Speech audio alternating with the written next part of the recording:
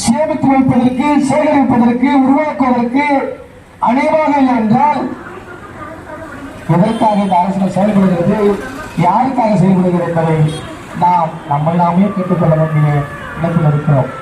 ஒடுக்கப்பட்ட மக்களுடைய உரிமைகளை பேசுவதற்காக தமிழக முதலமைச்சர் அவர்களை தலைவராக கொண்டு, மாவட்ட ஆட்சித்தலைவர்களை உறுப்பினராக கொண்டு, எம்பி எம்எல்ஏக்களை உறுப்பினராக கொண்டிருக்கக்கூடிய ஒரு ஆணையம் இருக்கிறது.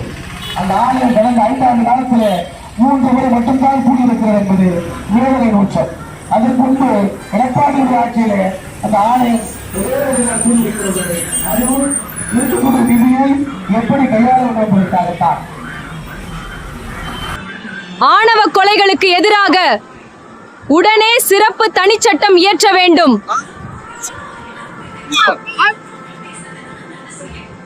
ஆணவ கொலைகளுக்கு எதிராக உடனே சிறப்பு தனிச்சட்டம் இயற்ற வேண்டும்.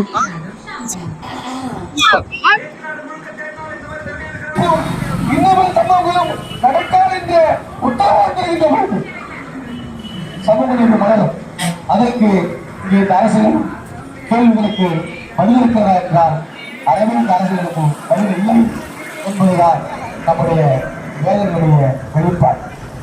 எனவே தோழர்களே, இந்த ஆர்ப்பாட்டத்தின் வாயிலாக நாம் இந்த அரசியலை கேட்டுக்கொள்வதற்காக ஒடுக்கப்பட்ட மக்களுடைய உரிமைகளை பாதுகாப்பதற்கும் உயிர்களை காப்பதற்கும் காதல் என்பது பொதுவானது. சில இயக்க பெயர் சொல்றான், காதல் எந்த சாதி மேலதான் வருமா, வராதா, குளத்து மேல வராதா, குறவு மேல வராதா, யூக்க பேர காதலுக்கு என்னடா தெரியும்? காதல் எந்த உயிருக்கு அன்பு இருக்கிறதோ அந்த உயிருக்கு காதல் வரும். இந்த காதல் சாதி பார்த்து வராது. நீ கொல்லும் போதுதான் சாதி தேடுங்க.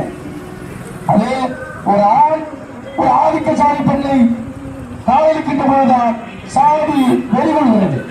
அதே ஒரு பெண்ணை ஆதிக்க சாதி ஆண் காதலிக்கின்ற போது சாதி வெளி ஓடி ஒழிந்து விடுவது. என்ன உங்களுடைய பார்வை எங்களுக்கு தெரியவில்லை. காதல் என்பது உயிர்களுக்கிடையான ஒப்பந்தம். எல்லா உயிரும் காதல் செய்கிறது, மனிதனை மட்டும் காதல் செய்யவில்லை. காதல் என்பது உயிர்களுடைய அது ஒரு இயற்கையான நிலைப்பாடு.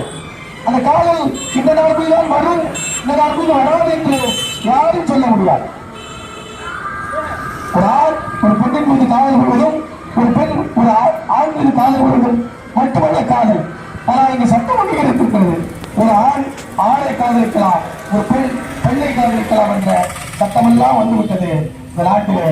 மீண்டும் நீங்கள் சொல்கிறீர்கள், ஒரு உயிர் இன்னொரு உயிரை காதலிப்பது என்பது இயற்கையுடைய வெளிப்பாடு, அதில் சாதி வாய்ப்பது என்பது அயோக்கியத்தனம் என்பதை சொல்லி எனக்கு வாய்ப்பளித்த அனைத்து நல் உள்ளங்களுக்கும் நன்றி கூறி விடைபெறுகிறேன். நன்றி, வணக்கம்.